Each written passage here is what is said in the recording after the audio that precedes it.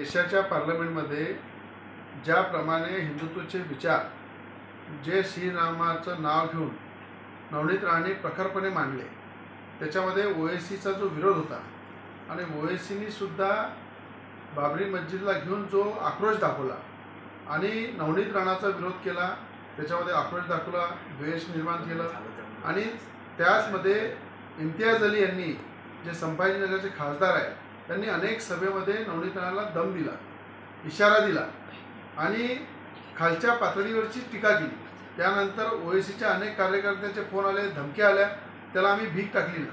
पण आज खऱ्या अर्थानं पाकिस्तानवरनं, अफगाणिस्तानवरनं जर धमक्यात असेल की नवनीताला उडवून देऊ, भाजपच्या काही मोठमोठ्या नेत्यांचे नाव घेऊन त्यांना उडू, देशामध्ये बॉम्बस्फोट करू, अशी परिस्थिती करू, दुसऱ्या देशाचं नाव घेऊन दम देणं आणि नवनीत राणांच्या पूर्ण प्रोग्रामची आम्ही रेकी करत आहे, माहिती घेत आहे आणि त्या रेकीच्या माध्यमातून त्यांच्यावर आमचं पूर्ण लक्ष आहे.